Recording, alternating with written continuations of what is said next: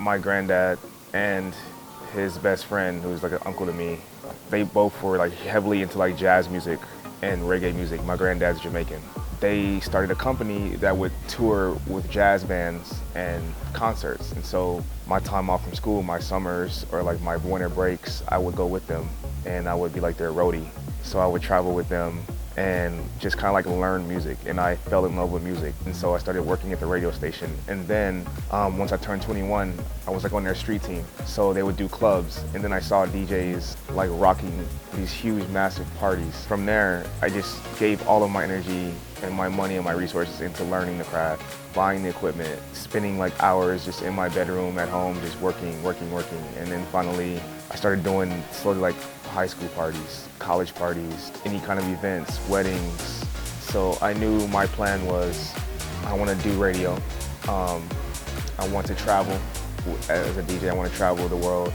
I want to do nightclubs. I want to do like festivals. I want to do all these things. So having the blueprint of what I want, it's okay, now how do I go get it? So just having stuff written on paper and then just starting small. Like I didn't overnight start DJing in like these massive clubs. Like I took my time. I was doing like birthday parties. I was doing gigs for free. When I grew up in New York, I used to play a lot of raves and underground parties and stuff like that. I did a lot of house parties coming up, and those were always fun. Sometimes you didn't get paid anything. Sometimes you got paid with beer. Sometimes you get paid with food, but you know, you start and you pay your dues. A lot of the DJs that I know are all self-taught or learned from like another DJ. So it was like always just passing it forward with DJs. I bought my own stuff, and then I began to just self-teach myself. No one really taught me how to do beat matching and scratching. Kind of taught myself. Just sitting there, I listen to them on the radio, and then I go try to like be better than a radio DJ. When I started, I was still using records. So that kind of hindered DJs from traveling a lot because you would come with these huge crates of records. I know DJs that would travel with like 5, 6 record cases. Now I travel with a laptop. Before you used to have to go dig in crates for vinyl, like the actual vinyl. Now you can just download it on your computer, right? And there's record pools like DJ City and HMC, the Headliner Music Club, whatever. There's a lot. It's easy to get the music. Sitting out and doing crate digging was the fun part, going to record shops, hanging out there, meeting other DJs, getting the environment of other DJs. So that's kind of how it started, hanging out in record shops and introducing yourself to other DJs and getting into the culture. And that was another thing too, is we would sit there all day and sort our records. Okay, this one, then this one, then this one, then this one, and they would be all laid out. Now I can do that, let's say in Serato, at home, go, okay, this is a general idea of what I want to do. Plus I have a history to go back and say, oh, this worked before, this didn't work, let's try this, then try this. So technology completely changed DJing. It completely changed production. It completely changed how we make music. The technology is easier. Before, a turntable would cost you $500. Now, a turntable kind of costs the same, but you don't necessarily need a turntable to DJ. There's these things called controllers now that you can buy them for $250, and it comes with the software to use your computer. So all you really need is $250 and maybe $90 to open up an account with like a DJ City or all these record pools, and you can download hundreds and hundreds and hundreds of songs. And luckily, there are products on the market, like Rekordbox puts out their program, which you can sort your music, put it on a thumb drive, take it to a party, stick it in a CD player, and just rock.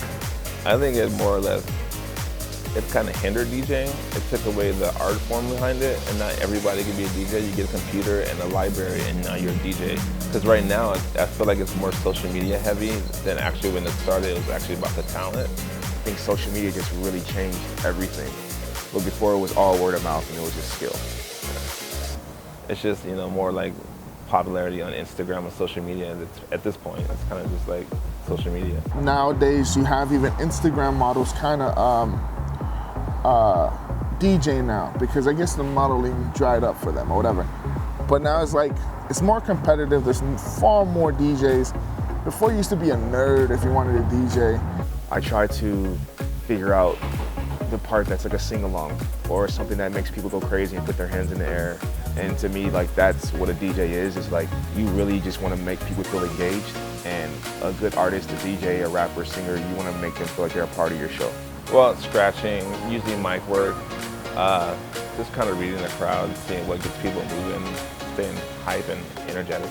I use some scratching, but you always want to use like your creativity to kind of manipulate the music. So you can use like old songs that were popular that people love, and then kind of mix them in with the new songs, and then people will be like, oh, that was my favorite song and that's my new favorite song, and they were both together and they sound cool. That's how you manipulate. You can scratch and stuff like that. Not a lot of DJs like to scratch nowadays. There's a lot of slamming records. So you just slam the next song, slam the next song. What I do is I see the energy that I've gotten off the last record. I know that there are certain songs that are popular and stuff like that. But also there's a lot of songs that bring back memories. So it really is a place and time of where I'm at. The trials and tribulations we have dealing with like clubs and traveling and management and missing flights and hotels and just dealing with artists and just all the things that entails what a DJ is. What's the most stressful thing is that I think a lot of DJs think that DJing is just playing music. It's not. I just had this conversation with a brand new DJ today who went and did her second gig and had problems, sound issues and everything like that, and didn't get the gig again because of it. And I had to explain to her. I said, well, I kind of told you maybe you weren't ready yet. I know you got excited, but you didn't know your program well enough. You don't know anything about corrupt files. You didn't know that your program was going to crash because of it. You're a pretty girl and you just want to go play music. And I understand. My buddy, two guys are from New York, DJ Crooked and DJ Neva, and then one more buddy of mine from Los Angeles. His name is Jamie the Great. We felt like there was not a podcast or a voice for the DJ community.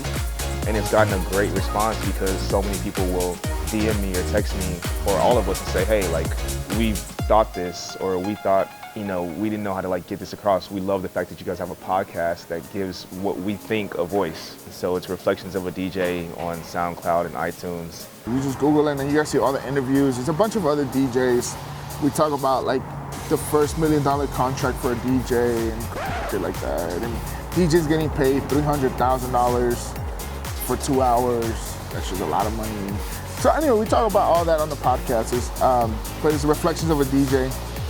You just Google that, or you put Road Podcast on Instagram, Twitter, or YouTube. That show depicts my life. When I was done with sports, the only thing I ever really loved was music.